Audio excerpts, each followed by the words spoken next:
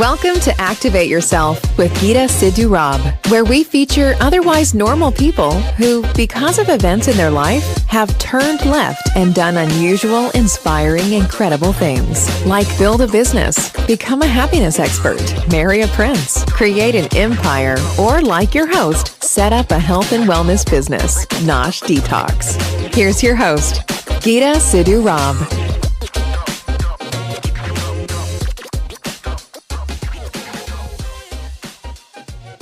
Hi, my name is Geeta Sidhu-Robb, and this is Activate Yourself.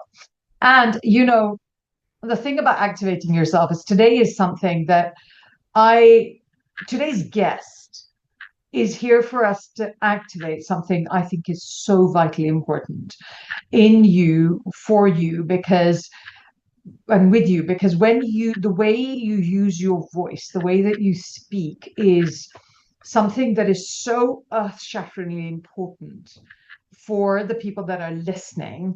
And I don't think we pay enough attention to it separately on its own. And today I'm going to bring that for you with our amazing guest, and she's going to make you see why it's important and what you can do about it. And I'm going to enjoy every freaking minute, because as somebody who speaks for a living, I am wildly conscious of how my voice actually is part of what I do. People look at their makeup and I look at my voice, and it's that important. So I cannot wait to see what the wonderful Monique McDonald says when she joins us. So Monique has been an opera singer. She's a Grammy Award and this award, and she's like super qualified and wildly known for what she does, and came to a space where her left moment, her activating moment, was when her mother, who was a voice coach and her partner in life, died 10 years ago. And out of all bad things, something good comes, because that was her trajectory into teaching, for which we are all devoutly grateful. So Monique, welcome. Thank you so much for joining me today.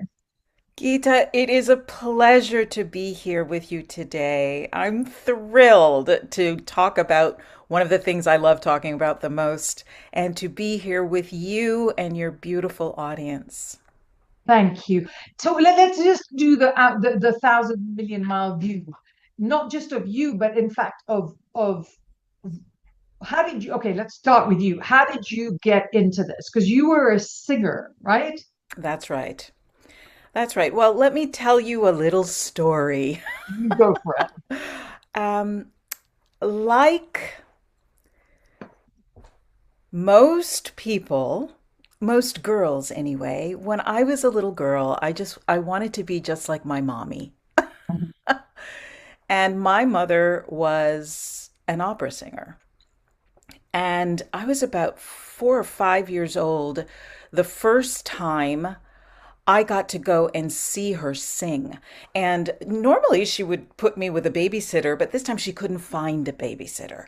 So I walked in to the chapel at Columbia University in New York City that had this huge dome, and it was just one of the most beautiful places I'd ever seen.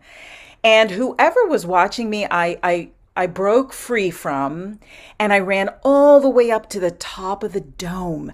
And I was sitting there waiting to see my mother sing. She sang to me as a child, right?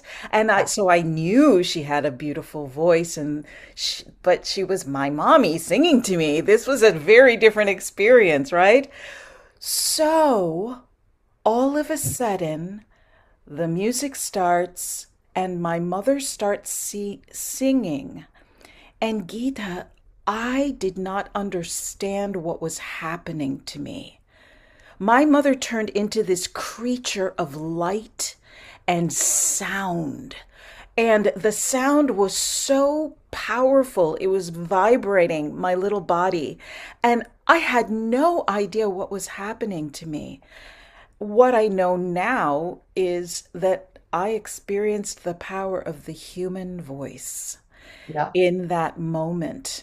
And when the concert was done, everybody was wishing her well, and I sort of elbowed my way through.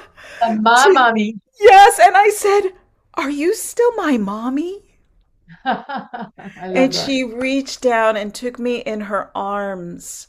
And I realized that, of course, she was still my mother, but that she had a superpower and that I had one too. And Geeta, you have one too. And everyone listening has a superpower.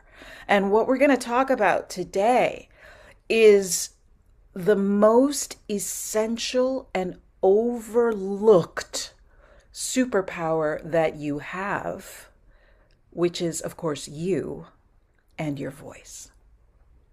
Yeah, this is the first time I even thought about this and understood it is with Margaret Thatcher, when Mm. I used to watch her in politics and I was very young.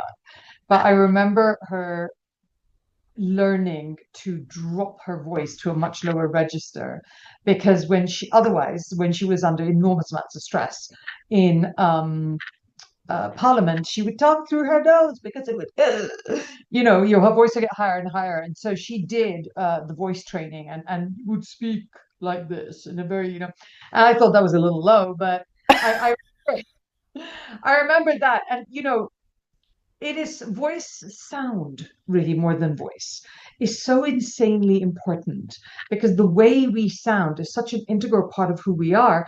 And yet I just do not understand why people don't pay enough attention to it. Well, I think people believe that their voice is their voice. They do not really understand Oh, because nobody ever told them, right?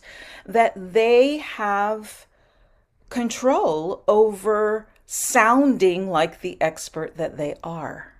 And that there are ways to do that that are natural and what I call magnetic. And there are ways to do that that sound artificial. For example, our friend Margaret Thatcher, she went a little overboard with it, so it didn't sound like her anymore. However, remember that she was in a job that was mostly men before her, I was going to and say she she was sounded as dealing with. masculine. Yeah, That's right. And so what she was looking for was a vocal authority. yeah. And that's what I help my clients with. So that that know, like, and trust factor is Mhm. just built in.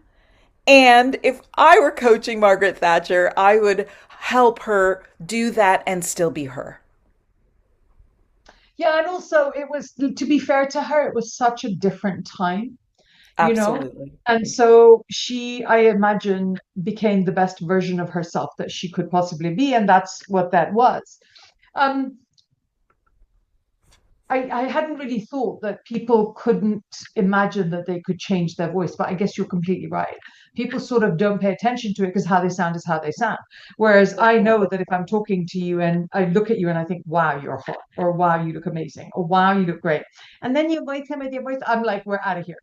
We're so Oh, let me tell you, man. Let me watch me run down the corridor in the opposite direction because it grates your ears, right? It's impossible to be comfortable and intimate with a voice, a sound that you don't like. It's absolutely true. And the other thing that most people don't realize is that our voice carries codes and frequencies. Most people spend most of their time on what they're going to say. Yeah. And they don't realize all the things that affect how they say what they say and how many messages are being sent by the sound of the voice, the frequency of the voice, the pitch of the voice, which we mentioned, right? Whether it's high or low, the variety of your voice. What I know is that when speakers are reading their talk, which Oh, none of my clients do, I won't allow it. There no. is a natural monotone that comes Yes. into the voice, and there's not as much vocal variety. And here's the thing, even if you memorize your speech, that monotone tends to come in because you're literally reading it in your mind's eye, as opposed to having, a structure of where you want to take your audience. What Yeah. journey do you want to take them on? And Yeah. you know your content. Most speakers get nervous about not saying it right. And what I know is, as you just mentioned, it doesn't, for some of us, it doesn't matter if you get all the words right. What matters if you connect, if people can feel you. Which And they do also from the timbre, the pitch of your that's voice, right. right? The pitch or the timbre, that's right. So that's what I mean by the frequencies, right? Yeah, because it's sound Our healing, isn't it, in itself? what's that? It's a form of sound healing, isn't it? It absolutely is. And what most people also don't realize is that our voice is a reflection of our life experiences. Oh, really? So if you hear people talking Yes, blind, you can tell about them? you can. You can Wild. tell when a voice is high and pinched, odds are the person speaking has had a lot of stress and trauma in their voice, in their life, excuse me, Yeah. right? If a voice is low and round, they've probably had, we all have life experiences, right, that change the trajectory of our lives, but they're Hmm. the kind of person that takes it in stride and expands to meet it rather than shutting down in order. And this is, there's no right or wrong, right? We do what we do when we're faced with life's life. But what we don't realize is that it does reflect in our voice. And without knowing it, we will be sending the message, life is too difficult for me. It's an unspoken message, but your voice is carrying Yeah. that. So people won't trust you, right? To create transformation in their lives, which is kind of not fair. But the fact is, people make decisions about you within 15 to 30 seconds of hearing your voice, if not Seconds. Oh, less. yeah, completely. Okay, so talk to me about visibility. And because you've been very visible, I've been very visible, and in different professions. And it is a very hard thing to do, actually, to be fair. It's a very hard thing to do. It's a very judgmental space to be. It's incredibly hard for women to be in this space. In the Kingdom, it's appalling. The US is not really a huge amount better because anybody who's remotely misogynistic decides to come and join the bandwagon the minute you become this. So, they're like, yay, I had nothing better to do. Let me come and attack you. And for Oh women, my we're goodness. so attacked on the way in which we look, right? So Absolutely. talk to me about what you think, because you say that being visible helps you unlock impact in an account. I cannot agree more, but please speak to that. Yes. Okay. So I am so glad we're having this conversation because it's really the number one thing that most speakers miss.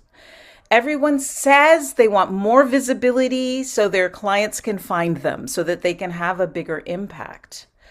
But studies show that being watched increases cortisol levels by 15 to 40%, Wow. similar to being in actual danger. Now, remember this, Geeta. We have this biology, and in our cells is the memory of our human ancestors who relied on being in the tribe or the group for survival, and Yeah, that straying away from the tribe increased the risk of death. I mean, quite yeah. literally, which hardwired our brains to have an intrinsic fear of standing out or being isolated. Like, Well, and how being crazy single. is that to stand in front of the group and be totally vulnerable and visible, right? Yeah, and being singled out to the group when you were in a tribe setting was never a good thing.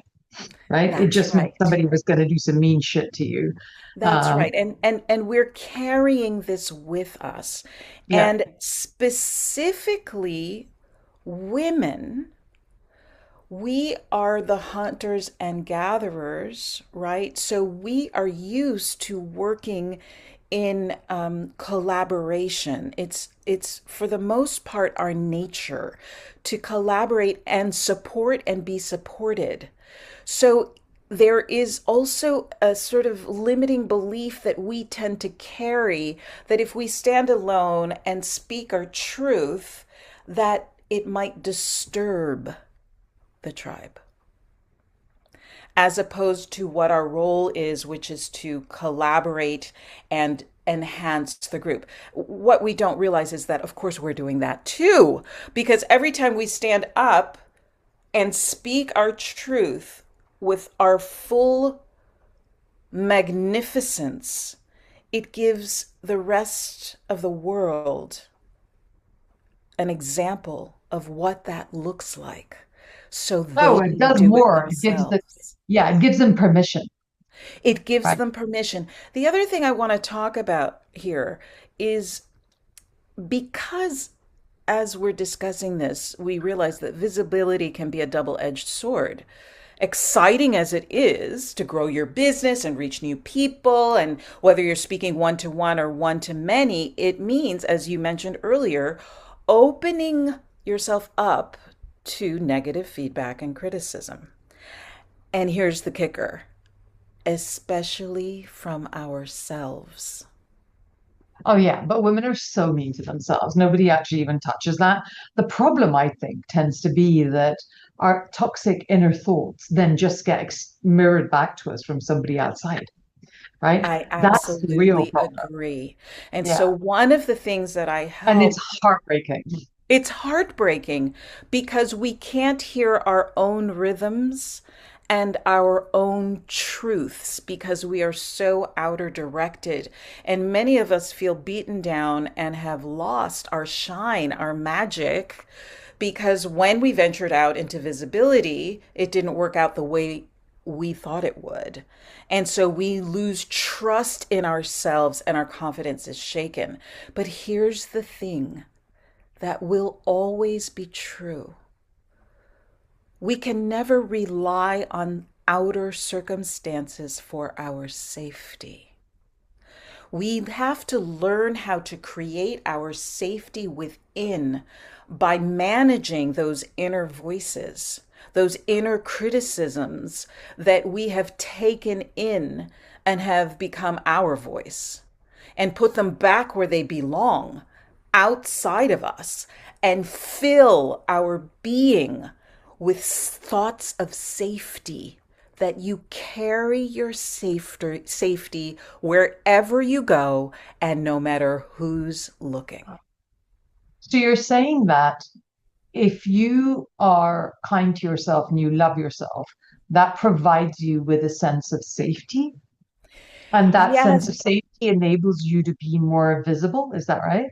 Well, yes, exactly. And it's a little more, yet sometimes for some of us, we have to be a little more aggressive than just being kind and loving because the programming is so deep. We have to constantly remind ourselves that most of the time we're walking around triggered because something that we're facing on the outside of us looks and feels like one of those life experiences that we were discussing earlier that's reflecting in Yeah. our voice. A mirror. So we Yeah. literally leave real time and go back and our nervous system and our body feels the danger, Well, right? Because it doesn't know time, does it? It just it thinks, oh, we're doesn't. It there now. doesn't know time. So we have to learn how to look at whatever's in front of us and stay in our bodies and stay in the moment and remind ourselves this is not that. Right here, right now, I am safe. And it is safe to be me. And what is tricky about that is because we have to create that within ourselves so that our confidence and our safety levels, understanding ourselves to be safe no matter what, becomes unshakable. How do you define safety when you speak like this? What does that mean to you? It means that there is a primal energy, Mhm. a primal force that lives within each and every one of us, and especially in women. It's been civilized out of us. We are predators. Women. All of us, human beings. And most of us aren't talking about that. I You're call it right. That primal is wild. force, right? I call it primal force or divine power. We all have access to it, but we've all been taught to be good little girls and calm that down. Well, here it's, it's our nature, but we aren't accessing it because we were told it was wrong. Right. It is the power that when a mother sees a child in danger, she will tear your head off. Oh, straight She up. will kill you in order Okay. to protect her child, right? If somebody is endangering someone you love, there is this thing that happens.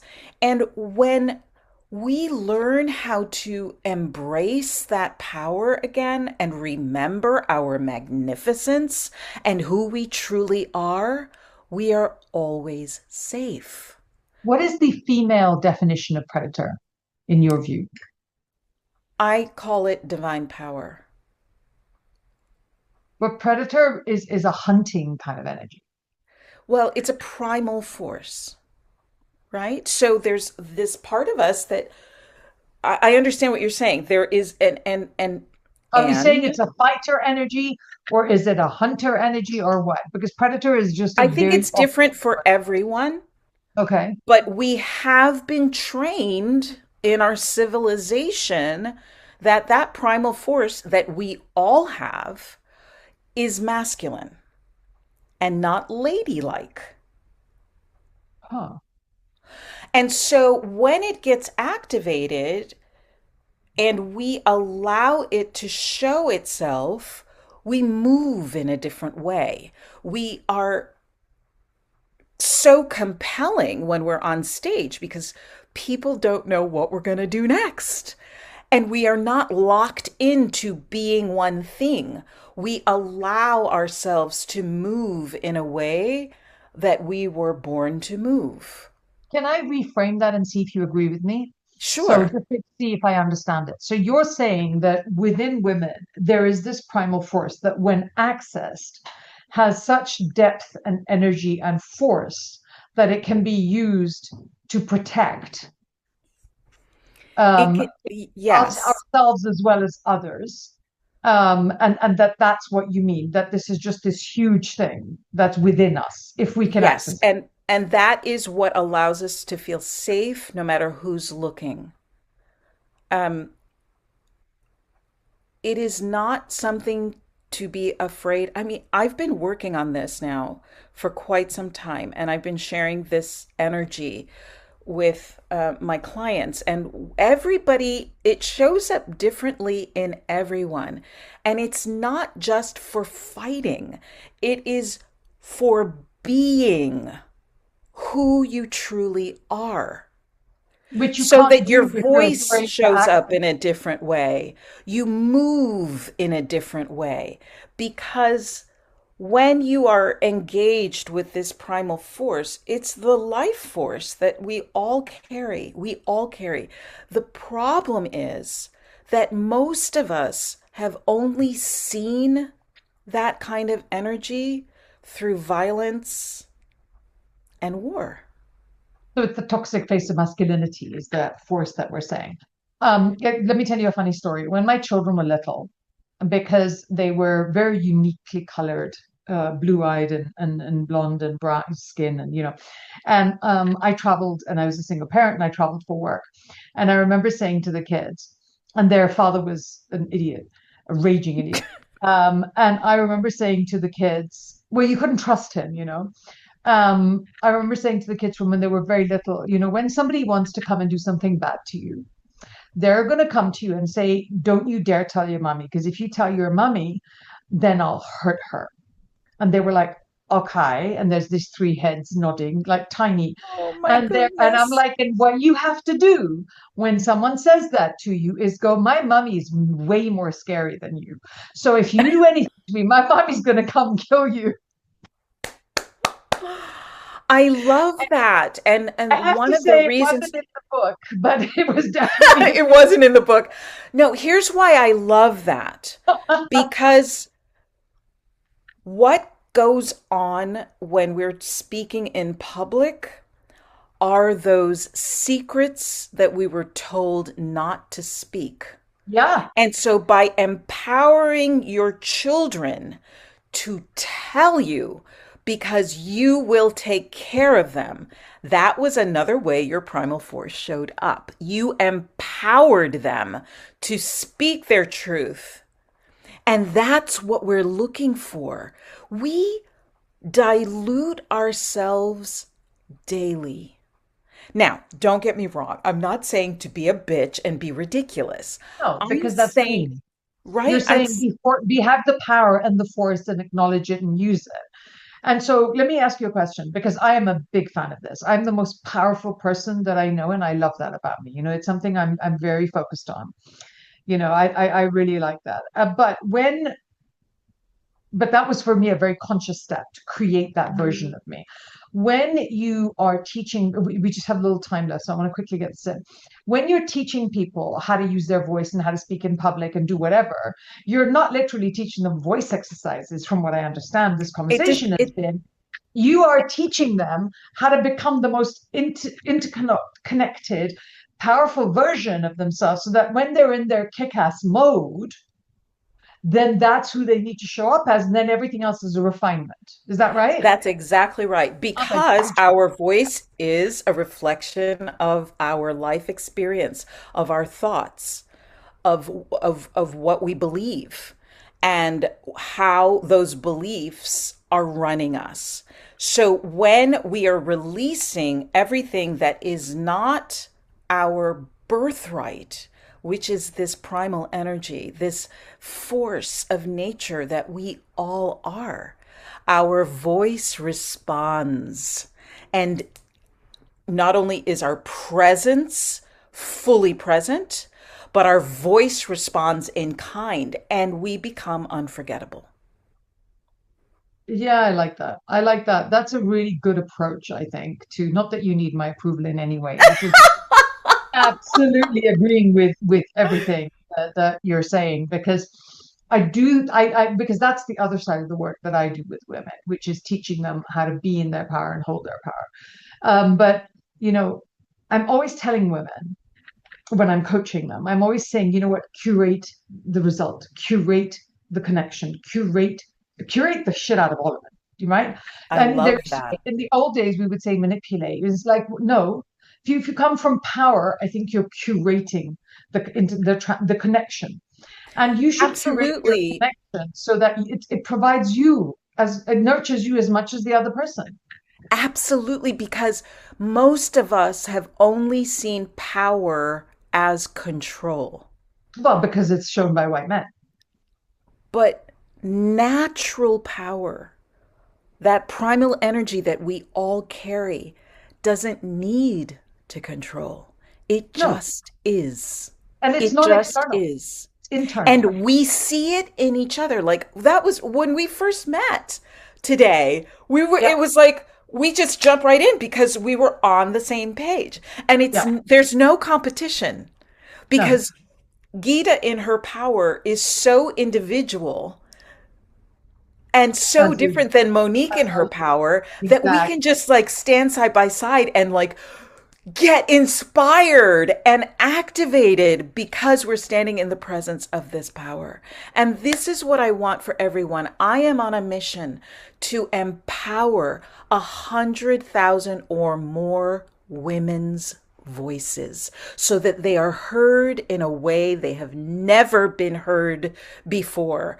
Our world is in need of strong, authentic, powerful voices now more than ever. Not the controlling power, the essence, the true natural power.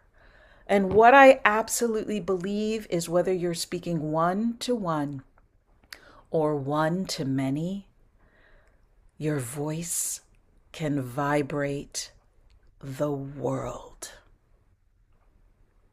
I agree. I absolutely think they should just give me the world to run for a couple of years and I'll give it back better. I love it. Could I do a worse job? I don't think so.